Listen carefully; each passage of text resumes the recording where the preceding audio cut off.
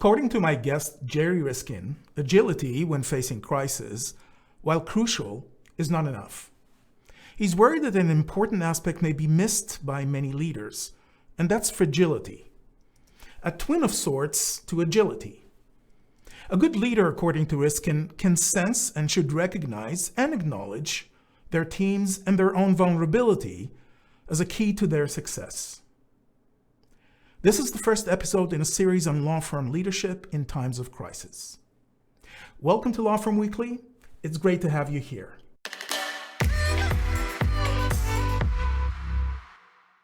Gerry Riskin is an internationally recognized lawyer, author, and management consultant, and a founder of Edge International.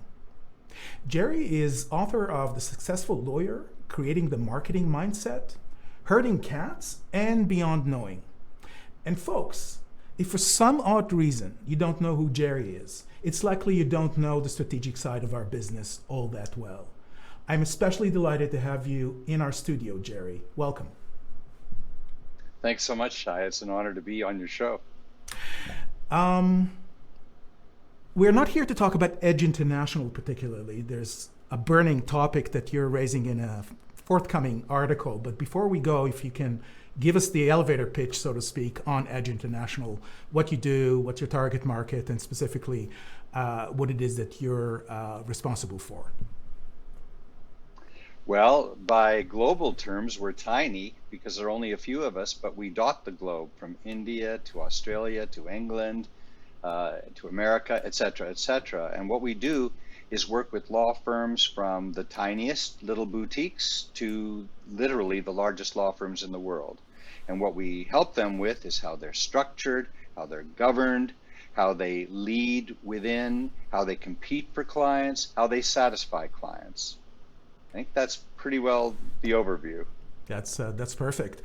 So your insights into our current predicament is revolving around the firm's leadership. And you're just about to write, or rather, you wrote an article that will be published sometime in the fall. And I wanted to get some of your insights around the play between fragility, which is obviously the predicament we're all in, and agility, which is something that's important for law firms and businesses in general in how they deal with it. Can you expand on this idea and why you took those two and created kind of a duality?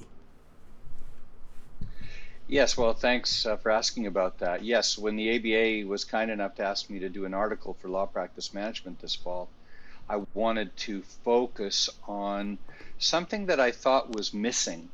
You know, the lawyers who populate the leadership of most firms, and there are some great leaders who are not lawyers in some firms, those people are smart and they are agile. They think and they plan and they pay attention to numbers, and they're doing some really good things that you would expect logically. But there's a gap. It's a big gap.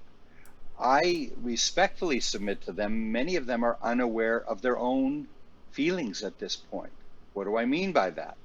Well, as Larry Richard tells us, the psychologist, we crave predictability. And when we don't have predictability, we're experiencing some anxiety. Also, there are three changes that are lethal to us. One is change that's come suddenly, without warning. Two, change which takes away our control. And three, change which can be threatening even to our lives. And all of these things are occurring, and yet when I ask the leader of a firm, how are you doing? I get, oh, we're doing fine. We're doing fine. Everything's great, better than we expected. And I'm thinking, no, you're not. And if I'm close enough to an individual, I can provoke them to say, no. I really want to know how you're feeling. I really want to know how you're doing. And I maybe recite a little bit of what I just said and say, how are you coping with that? Now, some have a big wall up. We'll leave those aside.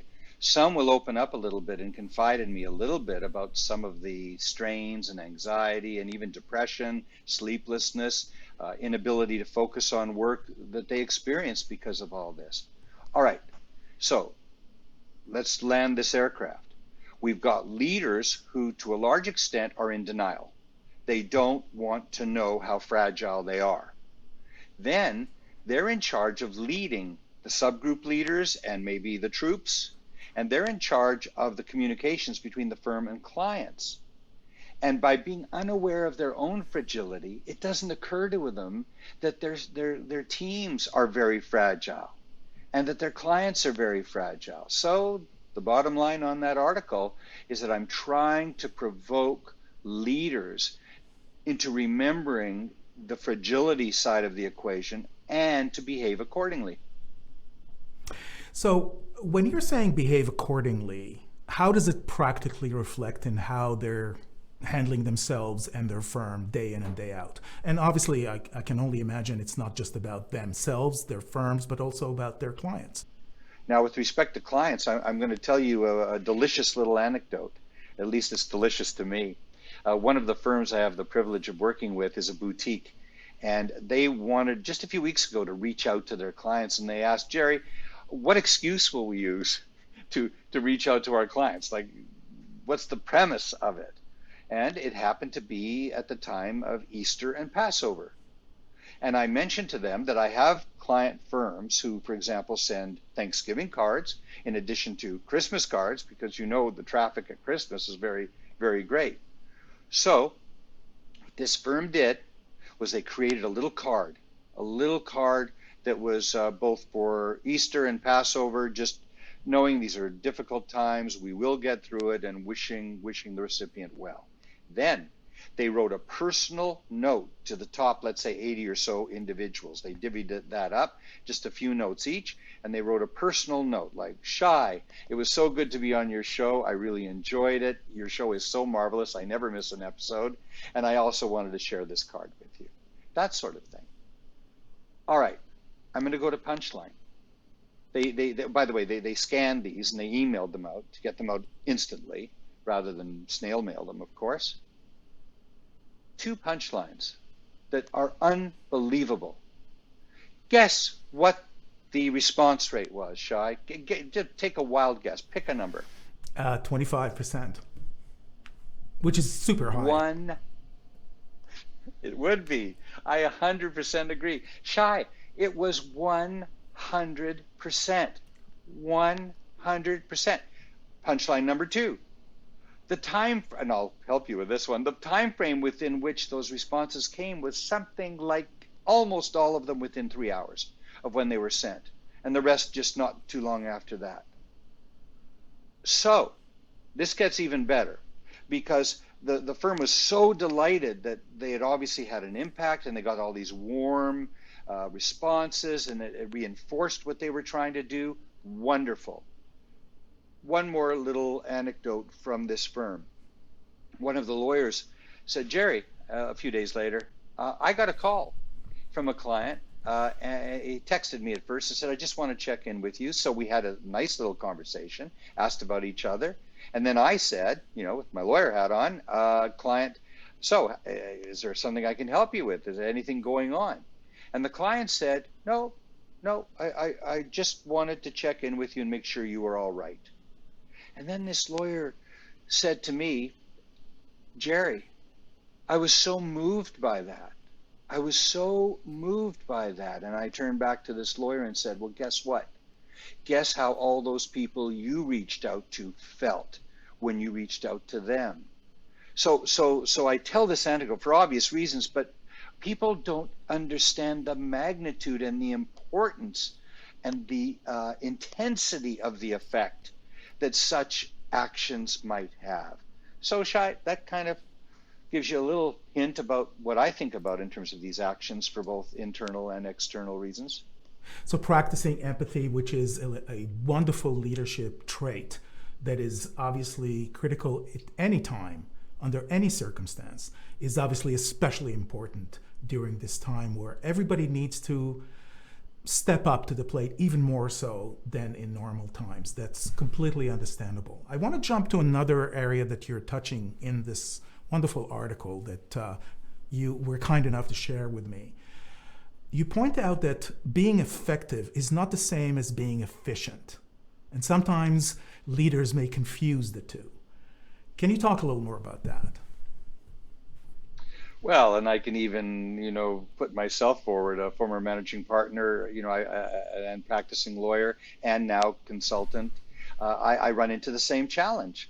I'm working so hard, and everything I do, I try to do so well.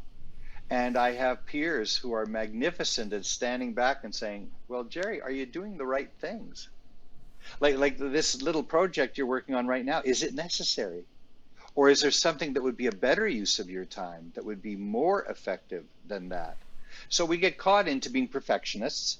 If you ask me to put rocks in a pile, I'll try to do it so beautifully that you'll tell me you've never seen such a beautiful rock pile, because that's how we're wired. And I think, well, maybe we shouldn't be piling rocks up.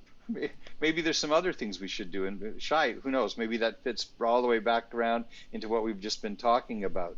So if we're managing the firm by saying, get those billable hours in, don't forget, money's still important, which is an insult, by the way, to the team because it says, I don't trust you.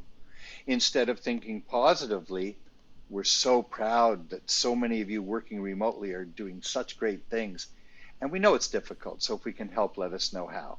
That's a great punchline and a great point for us to wrap up this conversation. I hope that you'll come back again because there's just so much for us to talk about. I enjoyed listening to you today and, of course, interacting with you before. Gerry, thank you so much for taking the time to meet with us today. Shai, I never miss one of your episodes. I love your show. It's a great honor. And if I did have the opportunity at your invitation, I would be honored to come back. Wonderful, Gerry. Thank you so much. Pleasure.